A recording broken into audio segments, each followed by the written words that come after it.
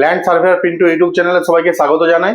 আজ আমি যে টপিকটা নিয়ে আলোচনা করব সেটা হলো, আপনি যদি কোনো ওয়ারিশ সূত্রে কোনো একটা জায়গা ক্রয় করে থাকেন দলিল মূলে, সেই ক্ষেত্রে দলিল করার আগে আপনি কি কি দিক আগে খতিয়ে দেখবেন, তারপরে রেজিস্ট্রি করবেন। যদি না করে থাকেন তাহলে কিন্তু যেই টাকাটা ইনভেস্ট করে জায়গাটা ক্রয় করেছেন এবং এমনকি দলিল বানানোর জন্য যে খরচটা আছে, সব টাকা কিন্তু আপনার বেকার চলে যাবে। ঠিক আছে, দেখুন, কোন একটা ব্যক্তির নাম হলো বিবেক, তার স্ত্রীর নাম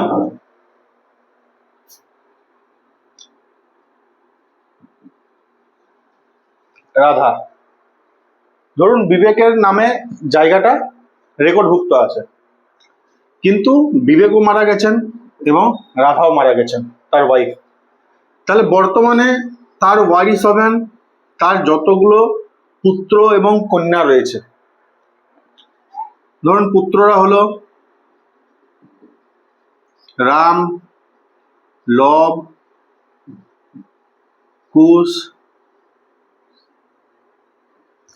এবং তাদের একটা কন্যা রয়েছে, ধরুন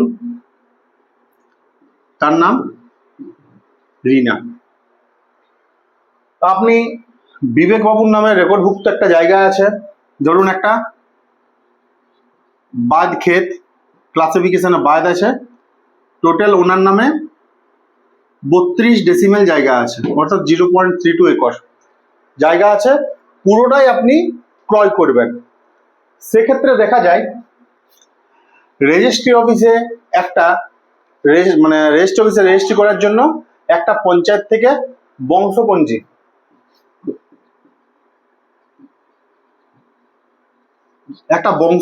এনে বা লিগেল হেয়ার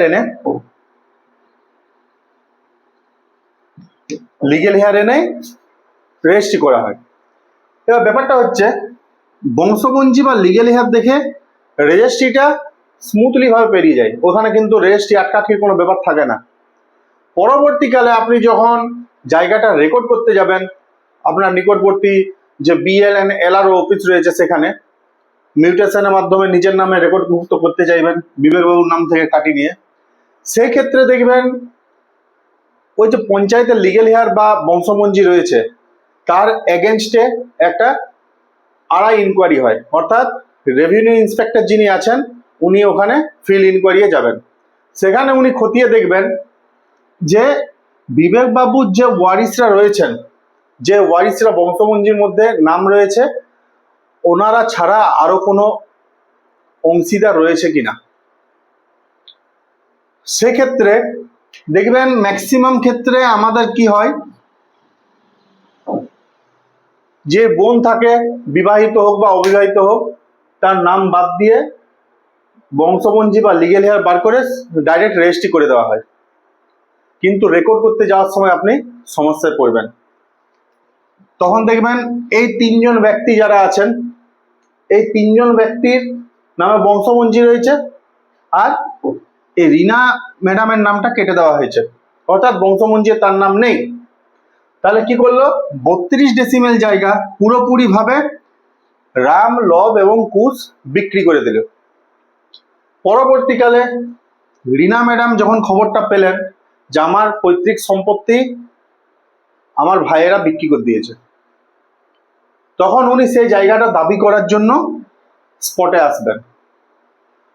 আদারওয়াইজ উনি না খবর পেলেও যিনি সংশ্লিষ্ট রেভিনিউ ইন্সপেক্টর আছেন, উনি গিয়ে দেখবেন যখন ইনকোয়ারি করে যে রিনা নামক একটা কন্যা বিবেকবাবুর অলরেডি ওয়ারিশ হিসাবে জীবিত রয়েছেন, সেক্ষেত্রে দেখবেন কি করা হয়, এই তিনজনের নামে যতটা রেকর্ডভুক্ত সম্পত্তি আছে, আর ইনকোয়ারিতে পরিষ্কার লিখে দেওয়া হয় যে তিনজন ছাড়াও আরেকজন ওয়ারিশ রয়েছেন বিবেকবাবুর।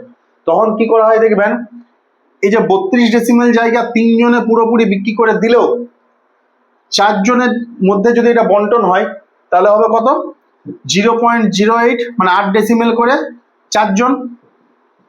তাহলে একজনের 8 ডেসিমেল বাদ দিয়ে, অর্থাৎ 0.32 থেকে 0.08 বাদ দিয়ে 0.24 জায়গা আপনার নামে তখন রেকর্ড হবে। আর বাকি যে 8 ডেসিমেল জায়গা দেখবেন বিবেক নামুর নামে অবশিষ্ট রয়ে গেছে, কারণ ওটার অংশীদার রিনা, যিনি বংশমঞ্জির মধ্যে নামও লেখা ছিল না যার, আর যিনি সাইনও করেন নাই। অর্থাৎ আপনি 32 ডেসিমেল জায়গার টাকা দিয়ে থাকলেও আপনার নামে রেকর্ড হবে 24 ডেসিমেল জায়গা।